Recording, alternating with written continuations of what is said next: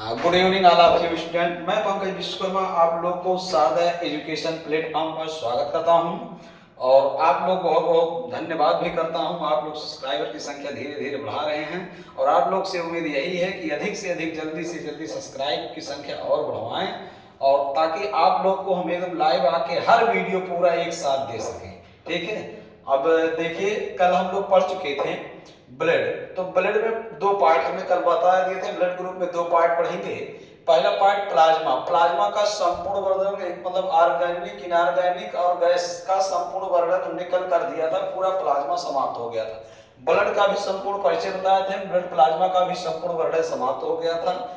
एक वीडियो इसको बना दिए थे। आज दूसरे वीडियो में हम लोग पढ़ेंगे रक्त कणिका के बारे में, ब्लड सेल के बारे में पढ़ेंगे। अब इसके बारे में बहुत बेहतरीन अध्ययन किया जाएगा। तो चलिए अब आप लोग अपना रफ कॉपी या नोट्स जो कुछ आप लोग रखते हैं, हम कहेंगे एक अच्छा सा सुंदर नोट्स बनाइए और 4 पेनों का प्रयोग करिए। काला स्केच, नीला स्केच, काला पेन, नीला पेन। जैसे हम वर्गीकरण किए हैं पहले ऐसे आप लोग भी वर्गीकरण किया करिए। ठीक है, इसके बाद जिसके बारे में लिखवाएं उसके बारे में हेडिंग डाल डाल के लिखते रहा करिए। ठीक, चलिए आज हम लोग पढ़ेंगे ब्लड सेल के बारे में, ब्लड का सेल के बारे में पढ़ेंगे। अब ध्यान से देखिए, कल हमने बताया था कि रक्त दो प्रकार के, रक्त प्लाज्मा और रक्त कणिका। तो रक्त प्लाज्मा पूरे रक्त का जो होता है यह 55 से 60% भाग बनाता है, जबकि रक्त कणिका अर्थात ब्लड सेल पूरे रक्त का यह 40 से 45% भाग बनाता है और इस भाग को कहते हैं हेमेटोक्रिट। क्या कहते हैं भैया? हेमेटोक्रिट। ये पूरा बात आप समझ गए होंगे। रक्त कणिका अर्थात रुधिराणु पूरे रक्त का कितना प्रतिशत बनाता है भैया? 40 से 45% भाग बनाता है और इस भाग को क्या कहते हैं? हेमेटोक्रिट कहते हैं। क्या कहते हैं भैया? हेमेटोक्रिट कहते हैं। आगे आप देखेंगे यही रक्त कणिका 3 प्रकार का होता है, आरबीसी, डब्ल्यूबीसी, प्लेटलेट्स। आरबीसी का वैज्ञानिक नाम होता है एरिथ्रोसाइट्स, डब्ल्यूबीसी का वैज्ञानिक नाम होता है ल्यूकोसाइट्स और प्लेटलेट्स का वैज्ञानिक नाम होता है थ्रोम्बोसाइट्स। चलिए अब हम लोग एक एक का बेहतरीन वर्णन करते हैं। लाल रुधिर कणिका अर्थात रेड ब्लड सेल 1 घन मिलीमीटर में, ध्यान से सुनिए, 1 घन मिलीमीटर में लाल रुधिराणु की संख्या लगभग 55 लाख होता है। कितना होता भैया?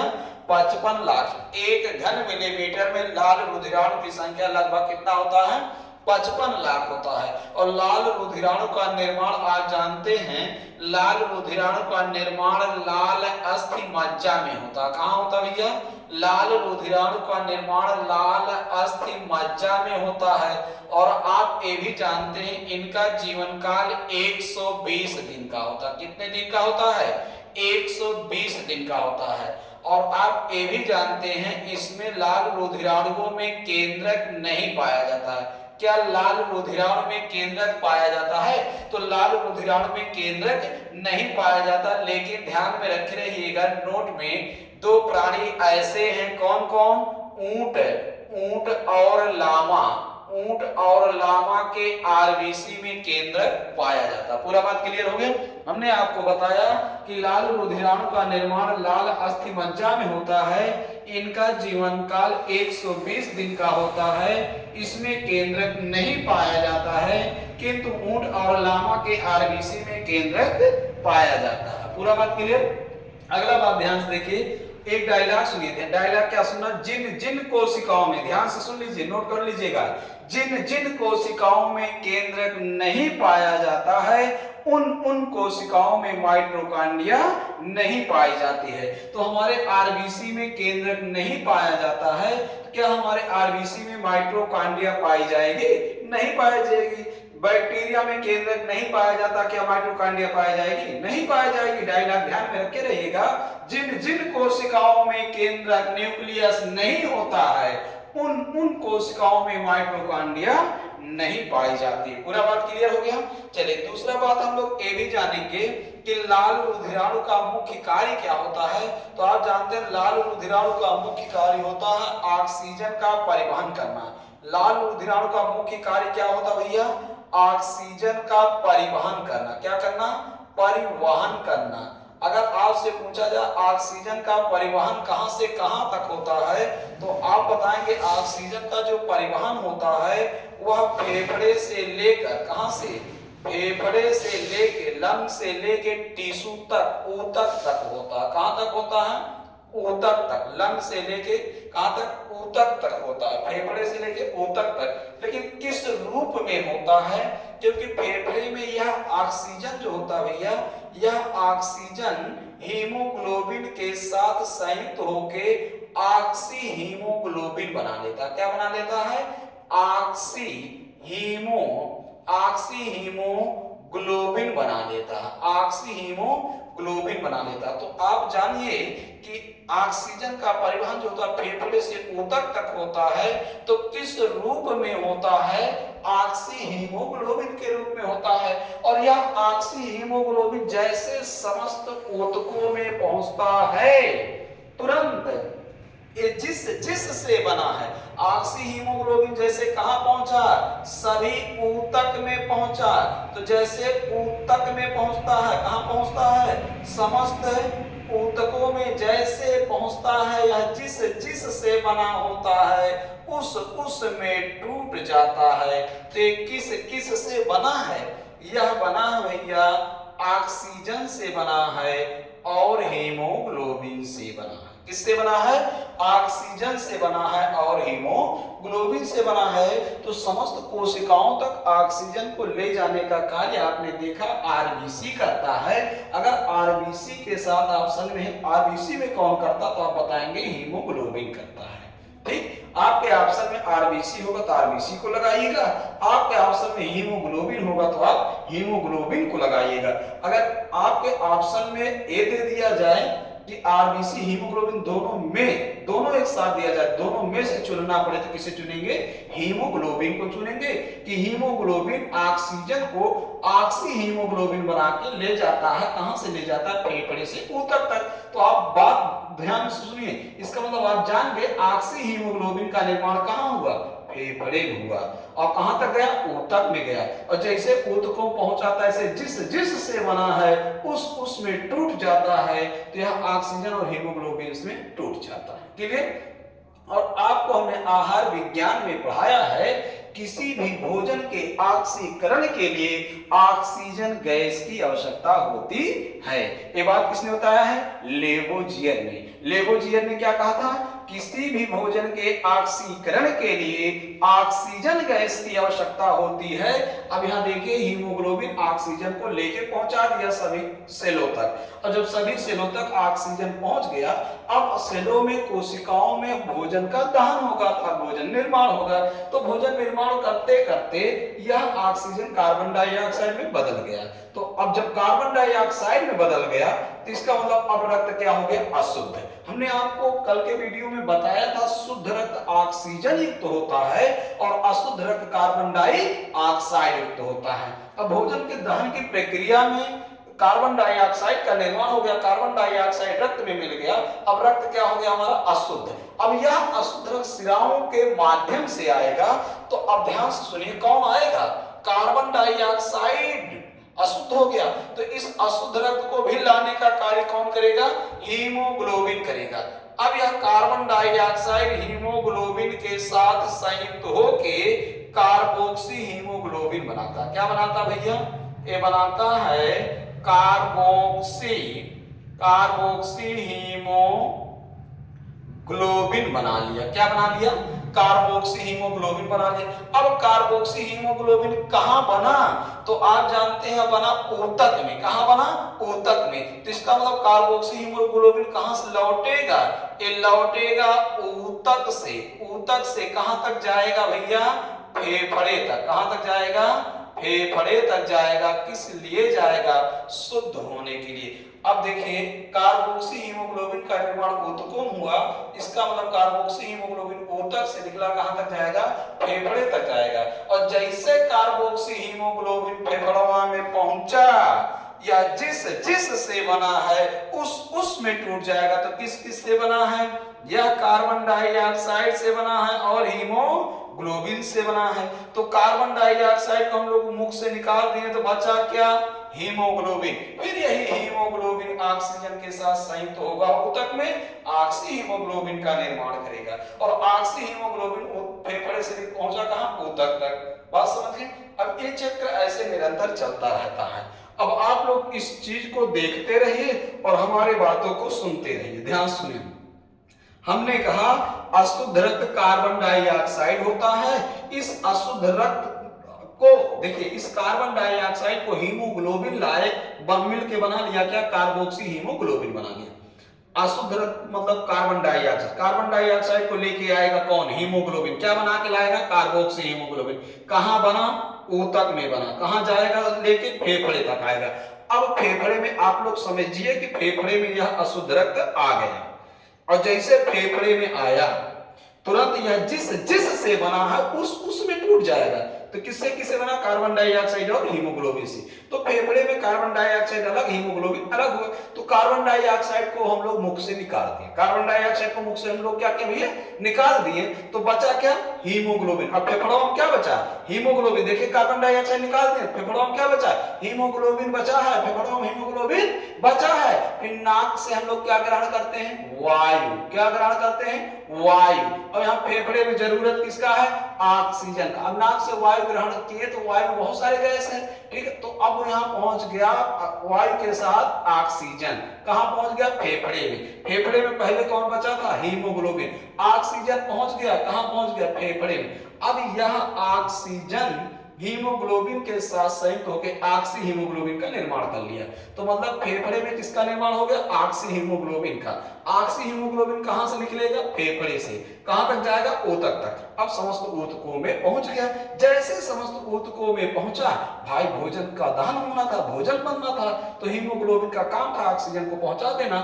ऑक्सीजन को पहुंचा के हीमोग्लोबिन का, जाओ भैया तुम अपना काम करो, हमको छुट्टी दो। अभी ऑक्सीजन को छोड़ दिया तो जाकर अशुद्धन हो गए, क्या बन गए, कार्बन डाइऑक्साइड बन गया। फिर अब जब अशुद्ध हो गया फिर हीमोग्लोबिन के पीछे पड़ गए, नहीं नहीं हमें पहुंचाओ, हमें पहुंचाओ।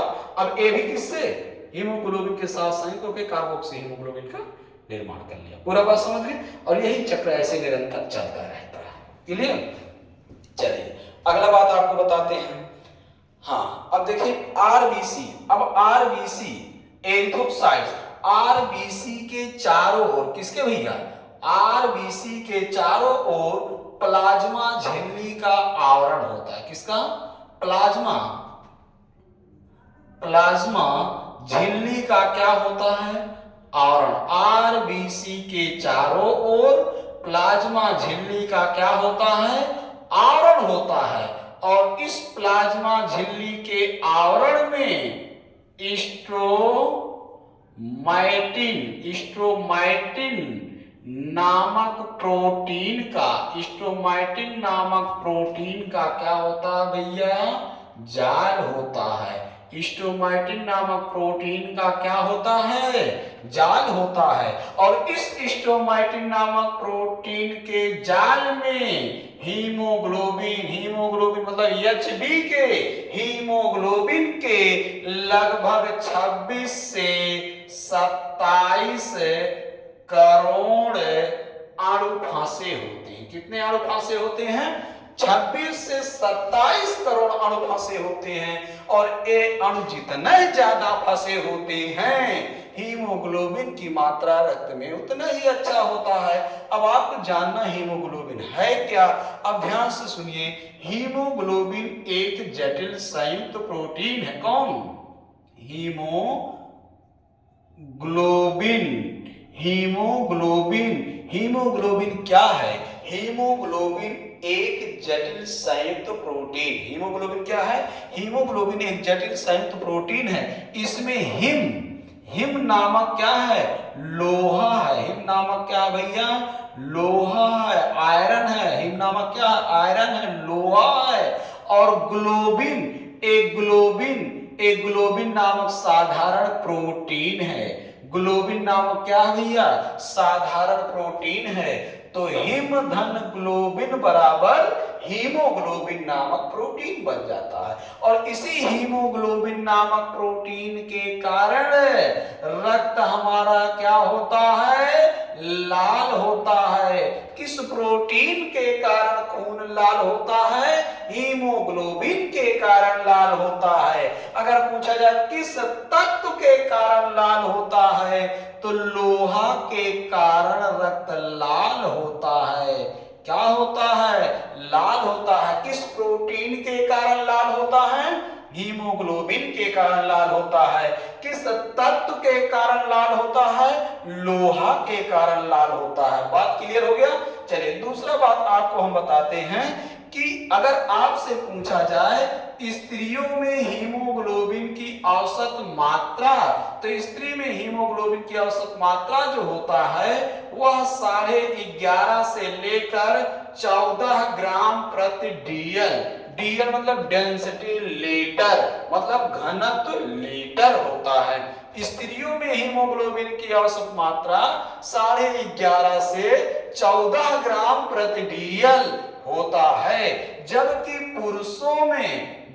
पुरुषों में हीमोग्लोबिन की औसत मात्रा 13 से लेके 16 ग्राम प्रति डीएल होता है। डेंसिटी लीटर, घनत्व लीटर होता है। दोनों का मात्रा आप जान गए। चलिए बेहतरीन बात जान गए।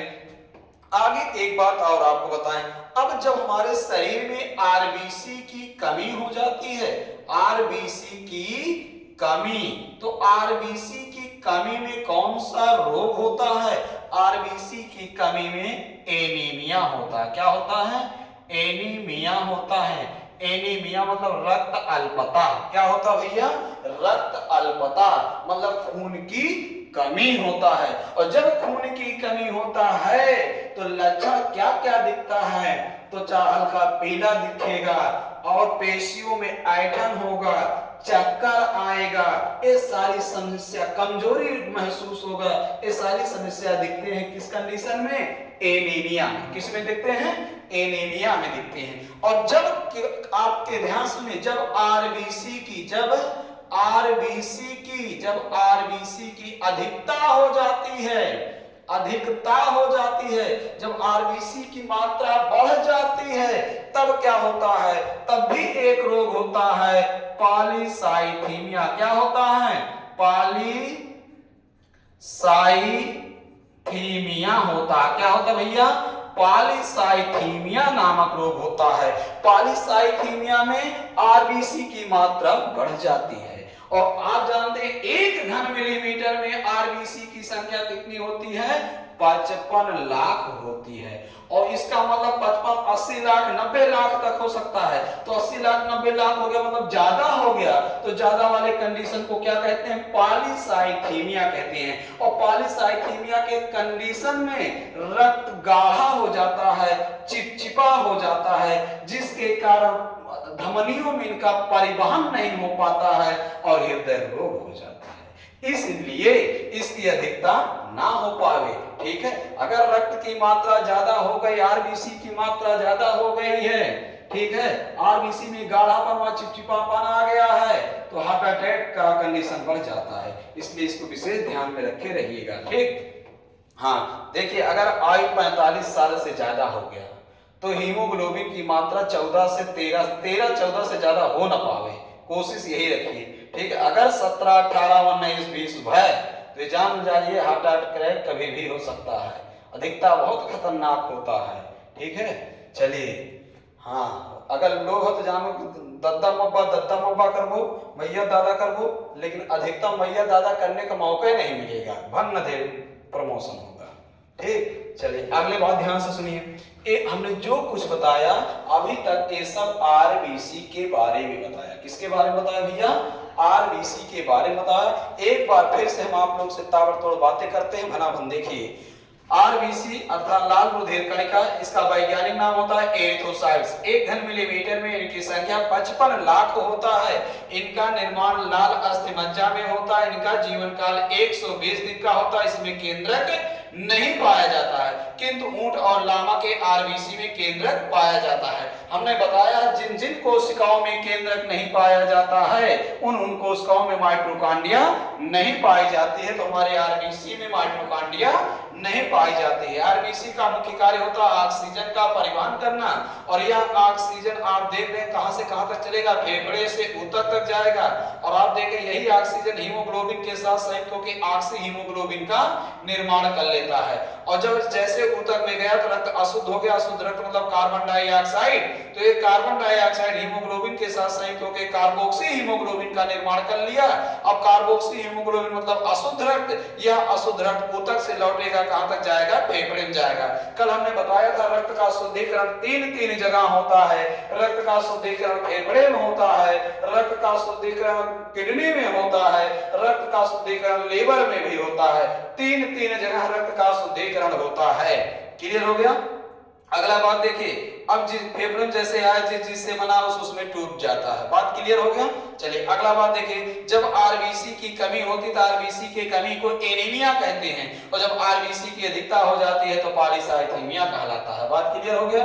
अगला देखिए, आरबीसी के चारों ओर प्लाज्मा झिल्ली का आवरण होता है, और इस प्लाज्मा झिल्ली के आवरण में स्ट्रोमैटिन नामक प्रोटीन का जाल होता है, और इस स्ट्रोमैटिन नामक प्रोटीन के जाल में हीमोग्लोबिन के 26 से 27 करोड़ अणु फंसे होते हैं। ठीक है। और आप ये भी जानते हैं हीमोग्लोबिन क्या है। हीमोग्लोबिन एक जटिल संयुक्त प्रोटीन है जो किससे बना है, लोहा और साधारण प्रोटीन से बना है। इसी हीमोग्लोबिन नामक प्रोटीन के कारण रक्त लाल होता है। स्त्रियों में हीमोग्लोबिन की औसत मात्रा 11.5 से 14 ग्राम प्रति डीएल होता है, जबकि पुरुषों में हीमोग्लोबिन की औसत मात्रा 13 से 16 ग्राम प्रति डीएल होता है। आप जान गए, क्या जान गए, अब ये पूरा आरबीसी जान गए। ठीक है। अब हम लोग पढ़ेंगे दूसरा डब्ल्यूबीसी के बारे में, ध्यान दीजिए। अब चलिए, डब्ल्यूबीसी का वैज्ञानिक नाम क्या है, ल्यूकोसाइट्स। एक घन मिलीमीटर में इनकी संख्या लगभग 5000 से लेकर लगभग 10,000 होती है। इनकी संख्या एक घन मिलीमीटर में इनकी संख्या 5000 से लेके 10,000 होती है। और आप जानते हैं इनका निर्माण मुख्यतः पीत अस्थि मज्जा में होता है। इनका निर्माण मुख्यतः पीत अस्थि मज्जा में होता है। इनका निर्माण मुख्यतः पीत अस्थि मज्जा में होता है। और पीत अस्थि मज्जा के अतिरिक्त इनका निर्माण यकृत में होता है। इनका निर्माण प्लीहा में होता है। इनका निर्माण लसिका गांठ में होता है। इनका निर्माण लसिका गांठ में होता है। अर्थात आप जान गए डब्ल्यूबीसी का निर्माण चार जगह होता है। कहां होता है, पीत अस्थि मज्जा में होता है। कहां होता है, पीत अस्थि मज्जा में। कहां होता है भैया, पीत अस्थि मज्जा में होता है। पीत अस्थि मज्जा में होता है। और इनका निर्माण यकृत में होता है, प्लीहा में होता है, और लसिका गांठ में होता है। और आप जानते हैं इनका जीवन काल जो होता है, इनका जीवन काल 2 से 6 दिन का होता है। आप लोग तुरंत भनाभन नोट करते रहा करिएगा, वीडियो रोक के नोट करते रहिएगा, एक को पॉइंट छूट न पावे। इनका जीवन काल कितने दिन का होता है, 2 से 6 दिन का होता है। और आप ये भी जानते हैं इसमें हीमोग्लोबिन नहीं पाया जाता है। क्या इसमें हीमोग्लोबिन पाया जाता है, तो डब्ल्यूबीसी में हीमोग्लोबिन नहीं पाया जाता है, जिसके कारण डब्ल्यूबीसी रंगहीन होता है। क्या होता है, रंगहीन होता है। डब्ल्यूबीसी क्या होता है भैया, रंगहीन होता है। क्यों होता है, क्योंकि इसमें हीमोग्लोबिन नहीं पाया जाता है। और आप जानते हैं डब्ल्यूबीसी में केंद्रक पाया जाता है। डब्ल्यूबीसी में क्या केंद्रक पाया जाता है, तो हाँ डब्ल्यूबीसी में केंद्रक पाया जाता है, लेकिन किस आकार का होता है, अनियमित आकार का होता है। क्या होता है, अनियमित आकार का होता है। इसका कोई आकार निश्चित नहीं है। ये अनियमित आकार का होता, कोई आकार निश्चित नहीं है। अगला बेहतरीन बात सुनिए, इसका मुख्य कार्य क्या होता है, इसका मुख्य कार्य होता है आए हुए हानिकारक पदार्थों का भक्षण करके उसे नष्ट करना। डब्ल्यूबीसी का मुख्य कार्य होता है शरीर में आए हुए हानिकारक पदार्थ का भक्षण करके उसे नष्ट करना। इसलिए इसे संक्रामक रुधिराणु भी कहते हैं। संक्रामक रुधिराणु किसे कहते हैं, डब्ल्यूबीसी को कहते हैं। क्लियर हो गया। अगला बात ध्यान से सुन लीजिए, जब शरीर में WBC की कमी होती है, किसकी कमी होती है? जब शरीर में WBC की कमी होती है, तो WBC की कमी में हो ल्यूकोपीनिया नामक रोग होता है। कौन सा रोग होता है भैया? ल्यूकोपीनिया नामक रोग होता है। WBC की कमी से कौन सा रोग होता है? ल्यूकोपीनिया नामक रोग होता है। किंतु WBC की अधिकता से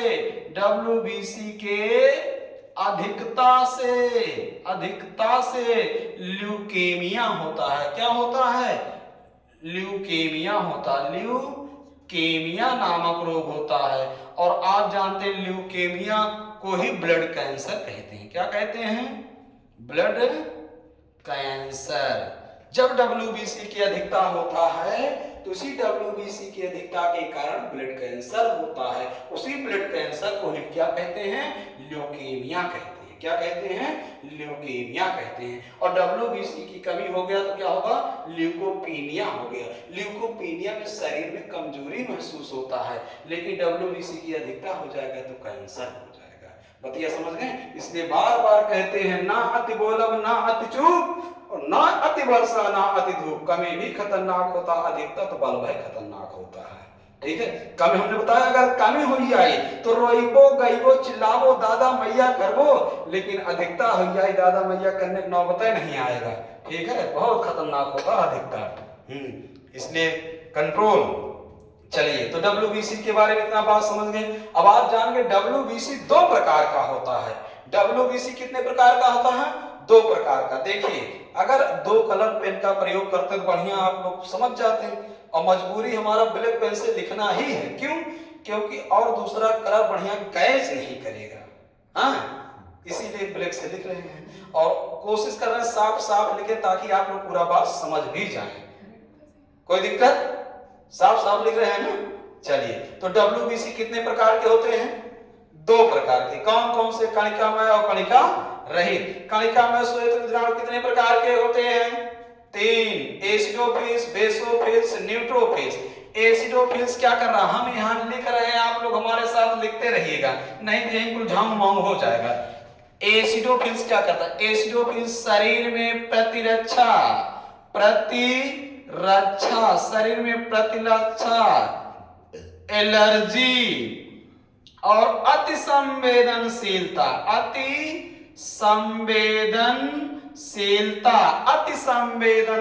क्या लिखेंगे? अति संवेदनशीलता में सहायक रुधिराणु कौन है? एसिडोफिल्स। शरीर में प्रतिरक्षा मतलब एंटीबॉडीज, या शरीर में एंटीबॉडीज का कार्य करता है और आए हुए हानिकारक पदार्थ का भक्षण करके उसे नष्ट करता है। कौन? एसिडोफिल्स। यह एलर्जी से बचाता है। एलर्जी कई प्रकार के होते हैं, किसी को ध्वनि से एलर्जी, किसी को वायु से एलर्जी, किसी को रंग से एलर्जी, किसी को किसी दवा से एलर्जी, किसी को किसी प्रकार के केमिकलों से एलर्जी, किसी को किसी भोजन से एलर्जी, किसी को सूरत देख के एलर्जी, कोई भाषा सुन के एलर्जी। एलर्जी कई प्रकार के। तो कहते हैं ना, बोल देते तो कलेजा में जरी आती है। एक मतलब कलेजा में जरी आती है, उनका बसवास क्या है? एलर्जी है। तो एलर्जी कई प्रकार के होते हैं। बस अति संवेदनशीलता में सहायक श्वेत रुधिराणु कौन होता है? एसिडोफिल्स। अति संवेदनशीलता मतलब बहादुरी में आप कुछ ज्यादा बोल जाना। ठीक है, हाँ, ये अति संवेदनशीलता है। जैसे कोई उच्च पद का व्यक्ति हो, किसी निम्न पद के व्यक्ति के पास बैठ जाए और उन्हें दुविधा सुहरावे, अरे यार तो हमारा छोट भाई है यार, खून मांगा प्राण दे दे, प्राण मांगा कलेजा दे दे, वो खूब चढ़ावे। अब उनको बहक गए और बहक के बाबा बोल देंगे ना। तो यही को कहते हैं क्या? अति संवेदनशीलता कहते हैं। बात समझ गए? हाँ, जैसे लड़कियां हैं बड़ी चालाक होती इस मामले में, लड़कियों को चाह देती हैं, अरे खाना ना खाए कि नहीं खाए, अब लड़के ससुर चाहिए, एकदम फूल फुलवरी हो गए, वो अति संवेदनशीलता मांगेंगे। अति संवेदन हमारे बाप बोले कहेंगे, तुम तो हमारी इतना केयर करती हो, इतना तो मेरे मम्मी नहीं करती हैं। वो गलाहो तंची ले पगलाएंगे।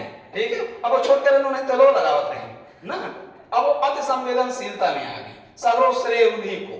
ठीक है, तो वो अब वही तो चाहती थी, अब वो पगला पीछे वो अपना काम निकाले, इसके बाद भागवत ना।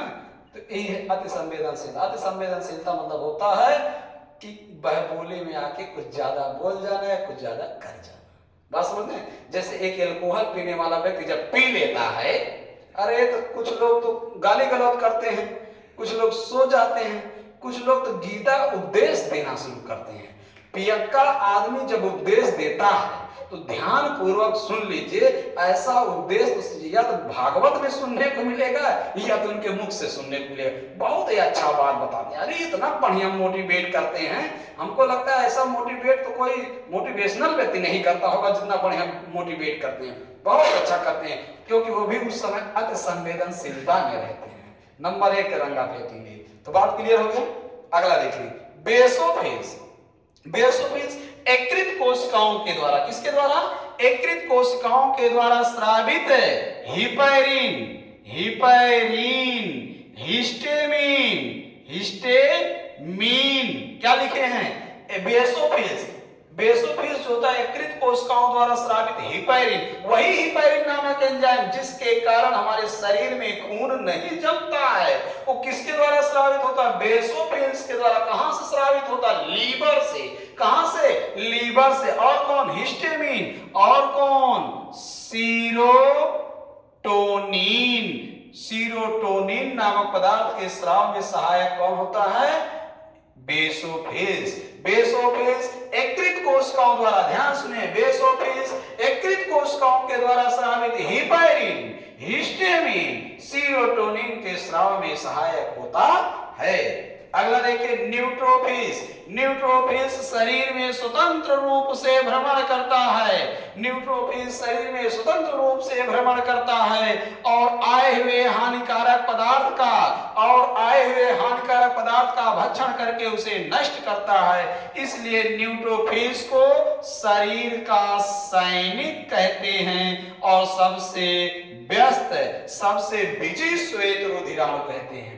बोलते समय वीडियो रोक रोक के सुन के लिखिएगा, नहीं तो कुल लीपापोती हो गया है। बतिया समझ गए हैं ना? हाँ, फिर से बात एक बार देखिए। एसिडोफेज शरीर में प्रतिरक्षा, एलर्जी और अति संवेदनशीलता में सहायक होता है।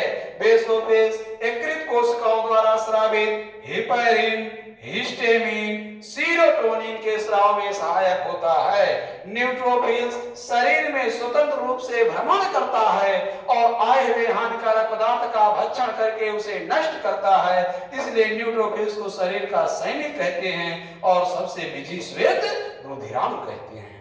पूरा बात क्लियर हो गया? चलिए अगला देखिए, कणिका रहित श्वेत रुधिराणु। कणिका रहित श्वेत रुधिराणु जो होते हैं ये 2 प्रकार के होते हैं, लिम्फोसाइट्स और मोनोसाइट। लिम्फोसाइट्स या सबसे छोटा श्वेत रुधिराणु है।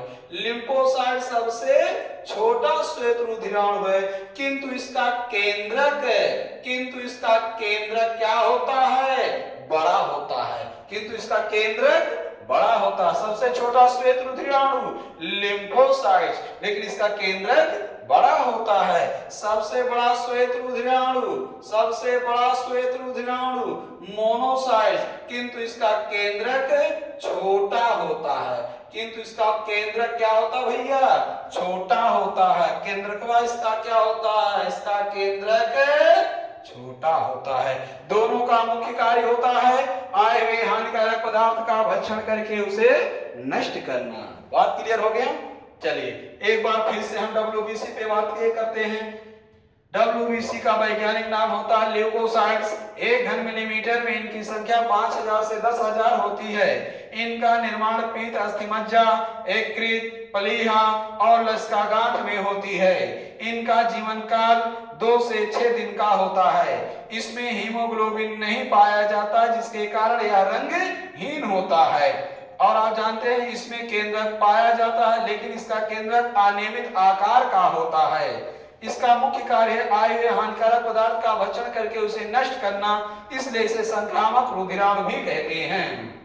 अगला आप जाने यह 2 प्रकार का होता है, कणिकामय श्वेत रुधिराणु, कणिका रहित श्वेत रुधिराणु। कणिकामय श्वेत रुधिराणु 3 प्रकार के होते हैं, एसिडोफिल्स, बेसोफिल्स, न्यूट्रोफिल्स।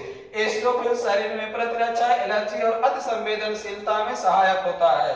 बेसोफिल्स यकृत कोशिकाओं द्वारा स्रावित हेपेरिन, हिस्टामिन और सीरोटोनिन के स्राव में सहायक होता है। न्यूट्रोफिल शरीर में स्वतंत्र रूप से भ्रमण करता है और आए हुए हानिकारक पदार्थों का भक्षण करके उसे नष्ट करता है, इसलिए न्यूट्रोफिल्स को शरीर का सैनिक कहते हैं और सबसे बिजी श्वेत रुधिराणु कहते हैं। अगला कणिका में श्वेत रुधिराणु दो प्रकार का, लिम्फोसाइट्स और मोनोसाइट। लिम्फोसाइट सबसे छोटा श्वेत रुधिराणु है किंतु इसका केंद्रक बड़ा होता है, जबकि मोनोसाइट सबसे बड़ा श्वेत रुधिराणु, इसका केंद्रक छोटा होता है। WBC के कमी को ल्यूकोपीनिया कहते हैं, जबकि WBC की अधिकता से ल्यूकेमिया होता है जो ब्लड कैंसर के नाम से जाना जाता है। आइए अब हम लोग देखते हैं रक्त प्लेटलेट्स। रक्त प्लेटलेट, ध्यान से सुनिए, रक्त प्लेटलेट यहां तक लिखेंगे, कोई दिक्कत नहीं है। हाँ चलिए आगे। रक्त प्लेटलेट्स में दो तीन बातें हैं, ध्यान में देखिए।